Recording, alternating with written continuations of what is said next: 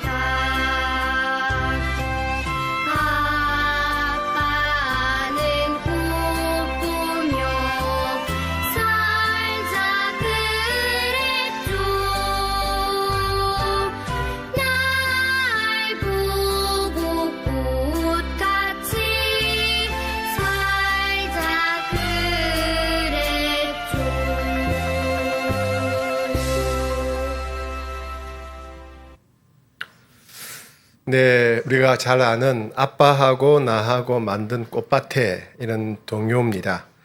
이 노래는 아빠와 함께 꽃밭을 만드는 행복한 가정의 모습을 노래한 것이 아닙니다. 이 곡은 1953년에 발표가 되었는데 6.25 때 아빠가 군대에 참전하게 되죠. 근데 군대에 참전하기 전에 꽃을 좋아해서 어린 자녀와 함께 꽃을 심고 가꾸었습니다. 그런데 이제는 6.25 전쟁도 끝났는데 아빠가 돌아오지 않는 것입니다. 채송화도 봉숭아도 나팔꽃도 피었지만 여전히 돌아오지 않는 아빠를 그리워하는 마음으로 표현한 노래입니다. 그러니까 마냥 즐겁고 행복한 그런 노래가 아니라 전쟁터에 갔다가 돌아오지 않는 아빠를 기다리는 어린 자녀의 애절한 마음이 담겨 있는 노래입니다.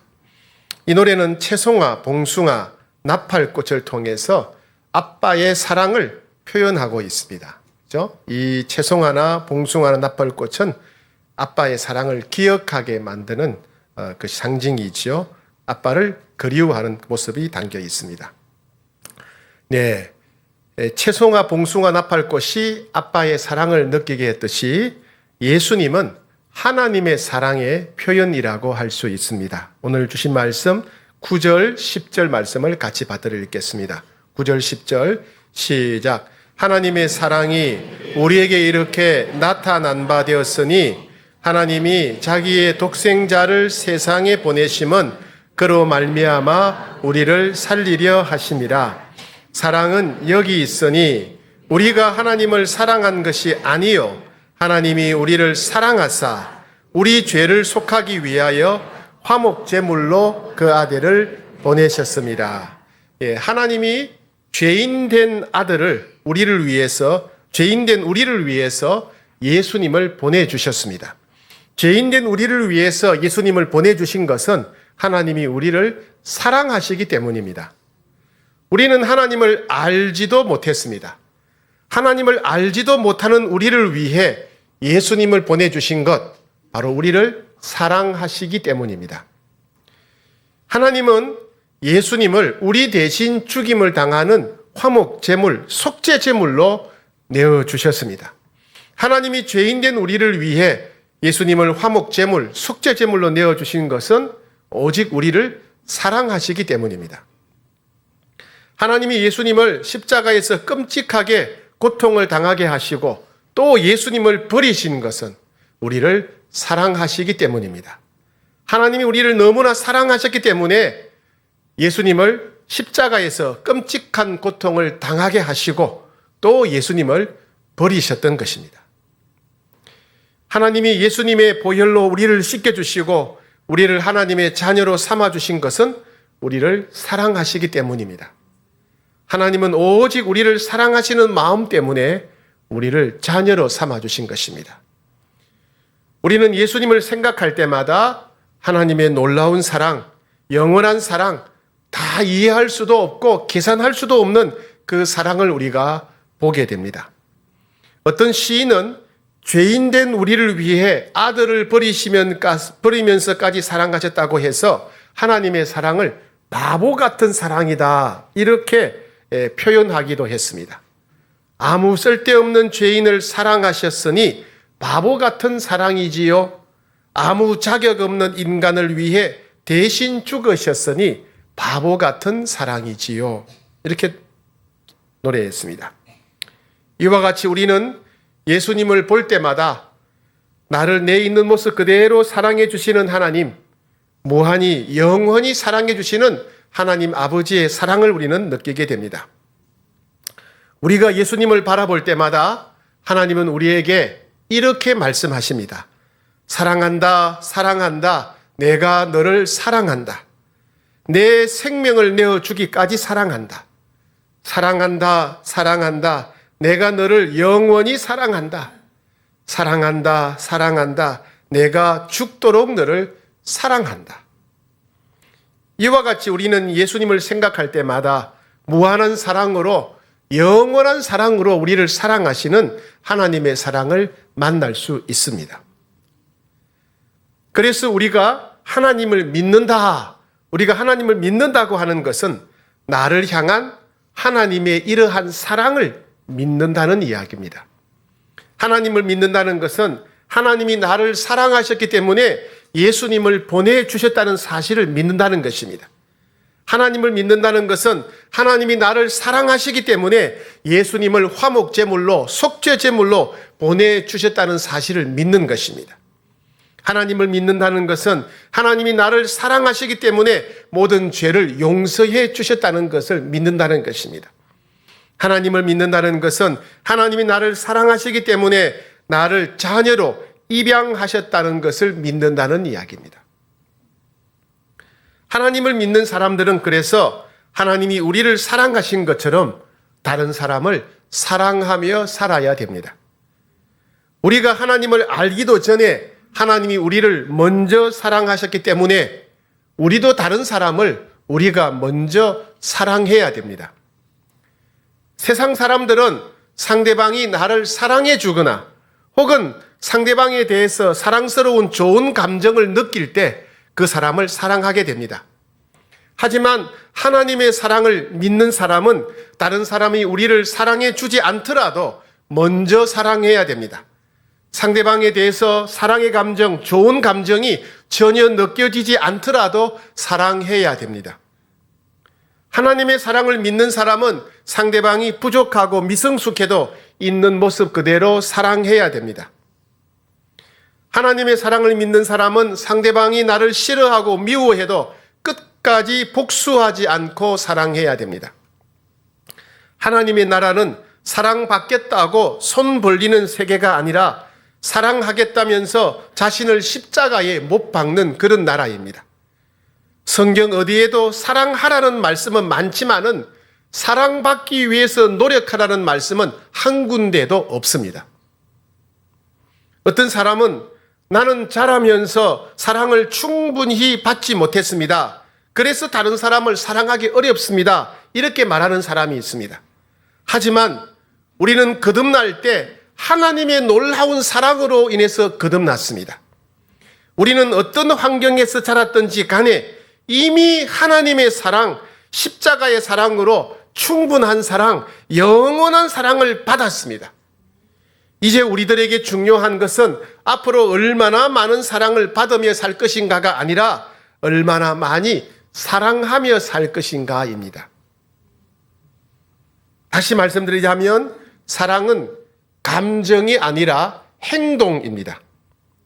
흔히 우리가 사랑이라고 하면 상대방에 대해서 좋은 느낌을 갖게 될 때, 상대방에 대해서 호감을 느낄 때 그것이 사랑이라고 생각합니다. 하지만 그것은 사랑할 때 느끼는 감정이지 사랑 자체가 아닙니다. 사랑은 상대방을 위해 선한 행동을 하는 것입니다. 말하자면 사랑은 명사가 아니라 동사입니다. 주님은 우리를 향해 상대방을 향해 좋은 감정을 느끼라, 호감을 가지라고 말씀하시지 않습니다. 상대방을 위해 선한 행동을 하라고 말씀하십니다. 우리가 잘 아는 고린도전서 13장에는 사랑이 무엇인지 어떠한 것인지 자세히 풀어서 설명하고 있습니다. 고린도전서 13장 4절부터 7절까지를 우리 같이 한번 받들어 읽겠습니다. 화면을 보시면서 시작. 사랑은 오래 참고 사랑은 온유하며 시기하지 아니하며 사랑은 자랑하지 아니하며 교만하지 아니하며 무례히 행하지 아니하며 자기의 유익을 구하지 아니하며 성내지 아니하며 악한 것을 생각하지 아니하며 불의를 기뻐하지 아니하며 진리와 함께 기뻐하고 모든 것을 참으며 모든 것을 믿으며 모든 것을 바라며 모든 것을 견디느니라. 네. 사랑은 상대방이 미성숙해도 오래 참는 것입니다. 참는 것이 사랑입니다. 사랑은 상대방이 나를 비난하거나 비판해도 온유하게 대하는 것입니다. 온유하게 대하는 것이 사랑입니다. 사랑은 상대방이 내가 갖지 못하는 것을 가져도 시기하지 않는 것입니다. 시기하지 않는 것이 사랑입니다. 사랑은 상대방이 갖지 못하는 것을 내가 가져도 자랑하지 않는 것입니다. 내가 가진 것을 자랑하지 않는 것, 그게 사랑입니다. 사랑은 내가 많은 것을 가졌다 해도 교만하게 말하지 않는 것입니다. 사랑은 상대방이 부족해도 내가 무례하게 행하지 않는 것입니다. 사랑은 내가 좋은 기회가 많아도 나 자신의 유익만 구하지 않는 것입니다. 사랑은 상대방이 나를 공격해도 성내지 않는 것입니다. 성내지 않는 것이 사랑입니다. 사랑은 내가 억울한 일을 당해도 악한 것을 생각하지 않는 것입니다. 악한 것을 생각하지 않는 것이 사랑입니다. 사랑은 아무리 쉽고 편한 길이 있더라도 불의한 것을 따르지 않는 것입니다. 불의한 것을 따르지 않는 것이 사랑입니다. 사랑은 다른 모든 사람들이 잘못된 길로 가더라도 끝까지 진리를 선택하는 것입니다. 사랑은 때로 무시를 당해도 모든 것을 참는 것입니다. 사랑은 힘들고 답답하지만 성령님께서 모든 것을 아름답게 변화시켜 주실 것을 믿는 것입니다. 사랑은 모든 것이 힘들지만 결국 하나님 아버지께서 모든 영광을 바라시기를 기대하는 것입니다. 사랑은 우리의 생각과 감정, 기대와 욕심을 모두 내려놓고 우리와 함께 하시는 하나님을 의지하여 견디는 것입니다. 하나님을 의지하며 견디는 것이 사랑입니다. 우리는 자꾸만 상대방을 향해서 좋아하는 감정, 호감을 느끼는 것이 사랑이라고 생각합니다. 다시 말씀드립니다. 그것은 사랑이 아니라 사랑으로 인해 느끼는 감정이라고 할 수 있습니다. 진정한 사랑은 가슴에 느껴지는 감정과 상관없이 상대방을 위해서 선한 일을 하는 것이 사랑입니다. 사랑은 가슴에 느껴지는 좋아하는 감정과 상관없이 상대방을 친절하게 대하는 것입니다. 상대방이 짜증을 내고 분노하고 신경질을 내고 내가 말해도 응답이 없다 하더라도 내가 인사를 해도 인사를 받아주지 않는다 하더라도 웃는 얼굴로 부드러운 목소리로 대하는 것, 이것이 사랑입니다. 사랑은 가슴에 느껴지는 좋아하는 감정과 상관없이 상대방이 필요로 하는 것을 공급해 주는 것입니다. 상대방을 좋아하는 마음이 전혀 없어도 상대방을 도와주는 것, 그것이 사랑입니다. 사랑은 가슴이 느껴지는 좋아하는 감정과 상관없이 상대방이 힘들어하는 것을 배려해 주는 것입니다. 상대방이 장애가 있거나 질병이 있거나 불편하거나 가정에 어려움이 있을 때 상대방의 입장을 헤아려 주고 형편을 배려해 주는 것이 사랑입니다. 사랑은 가슴에 느껴지는 좋아하는 감정과 상관없이 상대방이 연약해도 부족해도 오래 참아주는 것입니다. 상대방이 맨날 자기 자랑만 해도 이기적이고 교만하고 절대로 손해 안 보려고 해도 수고하지 않으려고 해도 상대방이 수십 년 동안 한 번도 밥 산 적이 없어도 오래 참아주는 것, 그것이 사랑입니다. 하나님을 믿는 사람은 사랑을 증명하며 살아야 됩니다. 오늘 말씀 7절, 8절 말씀 우리 같이 받들어 읽겠습니다. 7절, 8절 말씀입니다. 시작. 사랑하는 자들아, 우리가 서로 사랑하자. 사랑은 하나님께 속한 것이니 사랑하는 자마다 하나님으로부터 나서 하나님을 알고 사랑하지 아니하는 자는 하나님을 알지 못하나니 이는 하나님은 사랑이심이라. 네, 사랑하는 자는 하나님을 아는 자다. 사랑하는 자만 하나님을 아는 자다. 사랑하지 않는 사람은 하나님을 모르는 사람이다. 사랑하는 사람은 하나님을 믿는 사람이고 다른 사람을 사랑하지 않는 사람은 하나님을 믿지 않는 사람이다. 다른 사람을 사랑하지 않는 사람은 하나님을 믿지 않는 사람이라고 말씀하십니다. 우리 자신을 잘 돌아보시기 바랍니다. 내 주변 사람들을 내가 사랑하지 않는다면 나는 하나님을 믿지 않는 사람이에요. 다른 사람을 사랑하지 않는 사람은 하나님을 알지도 못하는 사람이다 라고 주님 말씀하십니다. 오직 다른 사람을 사랑할 때 우리가 하나님을 믿는 사람이라는 것을 증명하게 된다고 말씀하십니다. 우리가 하나님을 믿는 믿음을 가졌다고 생각한다면 다른 사람을 사랑함으로 우리의 믿음을 증명해야 된다라고 말씀하십니다. 우리가 가족을 사랑하거나 친구를 사랑하는 것은 사실 많은 부분 좋아하는 감정 때문에 그렇습니다. 가족을 사랑하거나 친구를 사랑하는 것은 세상 사람들도 할 수 있습니다. 그러나 우리가 모이는 사랑방은 전혀 다른 곳입니다.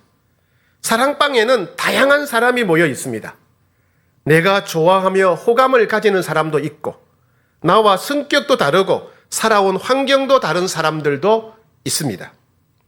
내가 좋아하는 감정이나 호감이 전혀 느껴지지 않는 사람들도 있습니다.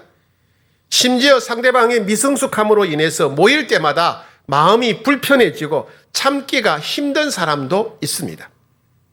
그래서 사랑방은 우리 자신의 믿음을 증명하는 곳이 됩니다. 가족이나 친구처럼 내가 좋아하는 사람들만 있다면 결코 믿음을 증명할 수 없습니다. 내가 별로 좋아하지 않는 사람은 물론 내가 싫어하는 사람, 그리고 나를 싫어하는 사람이 있어야 진짜 믿음을 증명할 수 있습니다. 그리고 그런 사람이 있어야 사랑할 수 있는 마음의 근육이 점점 자라게 됩니다. 놀라운 것은 우리가 다른 사람을 사랑함으로 우리가 하나님을 알고 믿는다는 믿음을 증명하게 될 때 하나님은 놀라운 은혜를 우리들에게 부어주시겠다고 약속하십니다.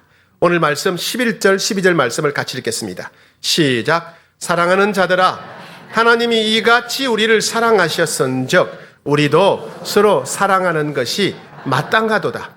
어느 때나 하나님을 본 사람이 없으되 만일 우리가 서로 사랑하면 하나님이 우리 안에 거하시고 그의 사랑이 우리 안에 온전히 이루어지느니라. 우리가 하나님을 본 적이 없지만은 우리가 서로 사랑하면 하나님이 우리 안에 계시다는 것을 체험하고 경험하게 될 것이다. 우리가 서로 사랑하게 되면 하나님의 사랑을 우리 안에 부어주시겠다. 그런 말씀이 있죠.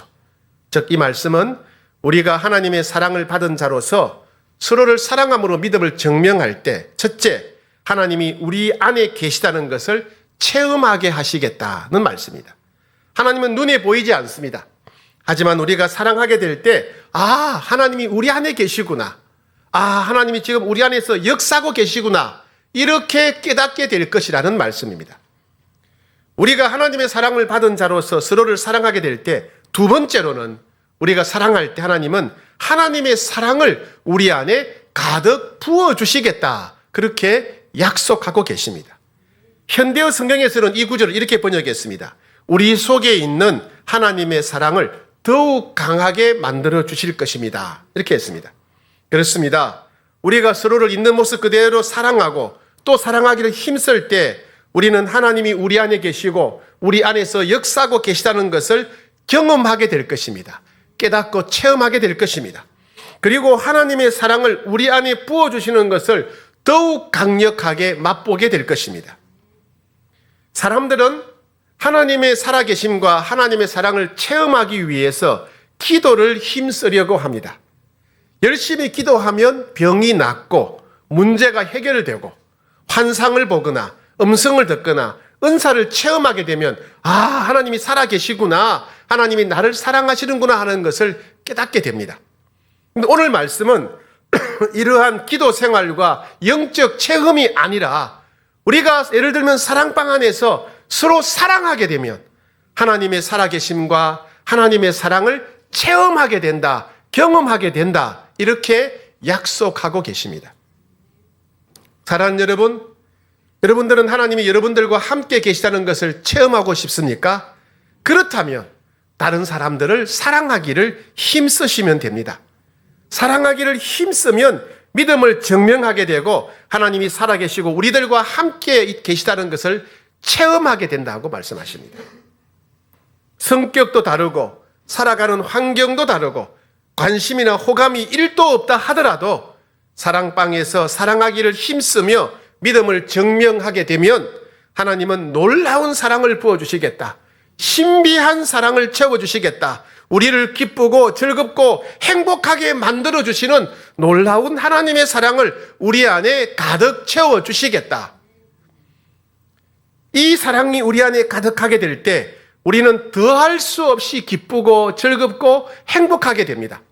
지금까지 살아오면서 이런 즐거움과 행복을 맛본 적이 없는 분이라면 정말 잘못 살아온 것입니다. 예수님을 믿는 자에게는 하나님께서 이렇게 우리의 믿음을 증명할 때 그 사랑을 우리 안에 넘치게 충만하게 부어주시겠다고 약속하고 계십니다. 이제 사랑방도 예찬식을 하고 사랑방 닫는 예배를 드리게 되면 잠시 방학을 하게 됩니다. 사랑방 모임이 방학을 하더라도 서로를 향한 사랑의 열정은 멈출 수 없습니다.